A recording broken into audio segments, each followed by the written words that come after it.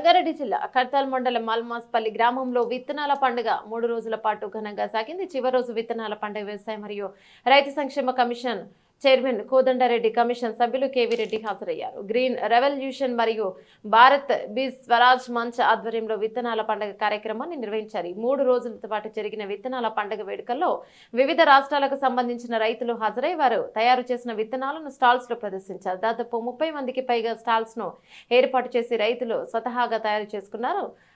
మూల విత్తనాలను వాటి ప్రాముఖ్యతను వివరించారు. దక్షిణ భారతదేశంలోని తెలంగాణ, ఏపీ, తమిళనాడు, కర్ణాటక, ఛత్తీస్గఢ్, ఒరిస్సా రాష్ట్రాలతో పాటు నార్త్ ఇండియాలోని రాజస్థాన్, మహారాష్ట్ర, హర్యానా, పంజాబ్ రాష్ట్రాలకు చెందిన రైతులు కూడా ఈ విత్తనాల పండుగలలో పాల్గొన్నారు. విత్తనాల పండుగ వేడుకల్లో రైతు కమిషన్ కోదండరెడ్డి రైతులను ఉద్దేశించి మాట్లాడుతూ విత్తనం రైతు ప్రాథమిక హక్కని, కానీ గత 3 దశాబ్దాలుగా అది మల్టీనేషనల్ కంపెనీల చేతుల్లోకి వెళ్ళిందని అన్నారు.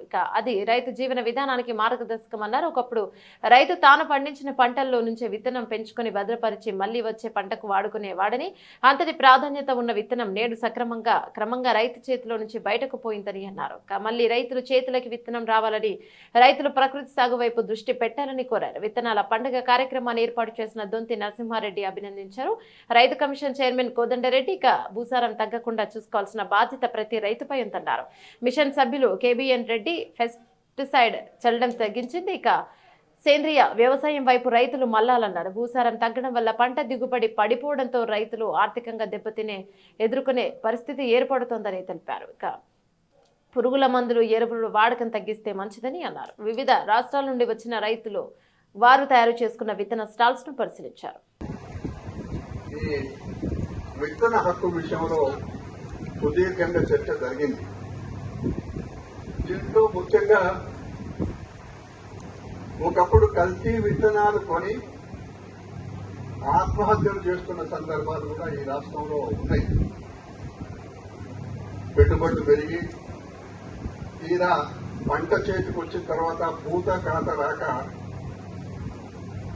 ఆత్మహత్యలు జరుగుతున్న ఆ సందర్భంలో కూడా దొంతి నరసింహారెడ్డి గారు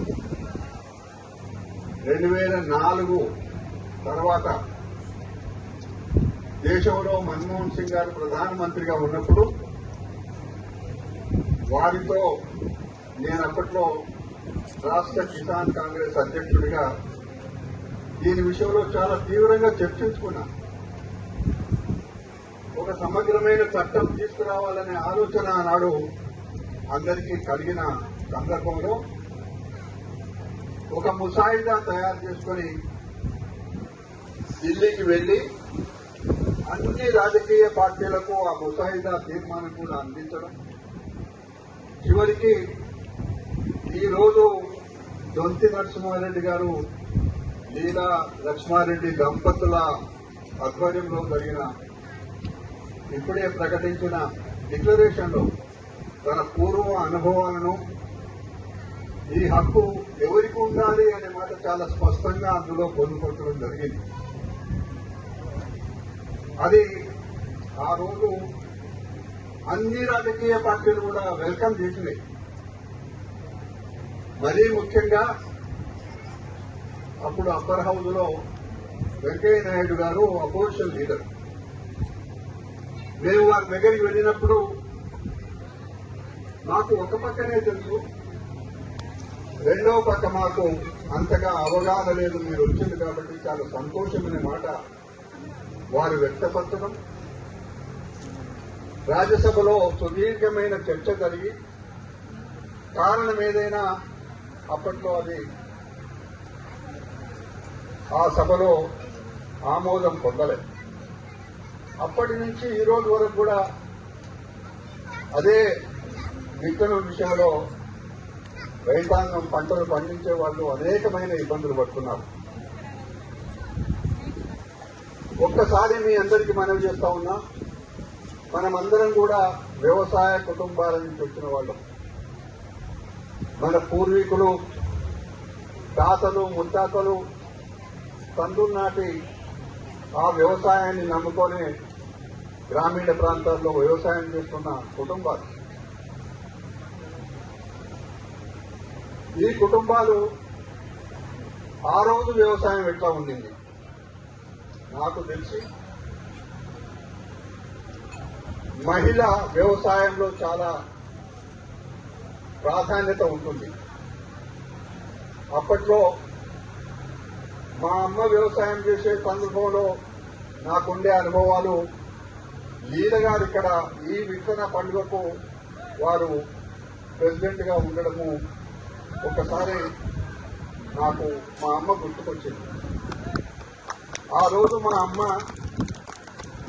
కూరగాయలు కానీ, ధాన్యం కానీ, ఆముదాలు కానీ ఏ విత్తనమైనా కూడా దాంట్లో మంచి కంకిని వేరి ఎండబెట్టి ఆ విత్తనాలన్నీ ఒక కుండలో పోసి బూడిద పోసి మళ్లీ మృగశిర కార్తీ వచ్చే వరకు దాన్ని భద్రంగా పెట్టి, మృగశిర కార్తీ కంటే ముందు కుండలు తీసి విత్తనాలు వెండబెట్టి, మాకే కాదు ఆ ఊర్లో ఎవరికి అవసరం ఉంటే అందరూ కూడా ఆ విత్తనాలు నాగులకు తీసుకొని పోయేవాళ్ళు.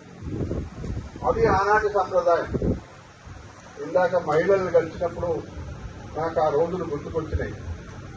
ఏమ్మా ఈ రోజు మీరు వ్యవసాయం ఎట్లా చేస్తున్నారు, కూలీల ఇబ్బంది అయింది కదా, అదేవిధంగా మిషనరీ లేదు కదా అంతగా, ఎట్లా చేస్తున్నారు అని అంటే వారు ఏమన్నారు, మా పొలంలో మేము నాటు పెట్టుకున్న తర్వాత పక్క వాళ్ళ దగ్గర కూడా పోతాం. అంటే మేము అందరము కలిసి ఒక కుటుంబం లాగా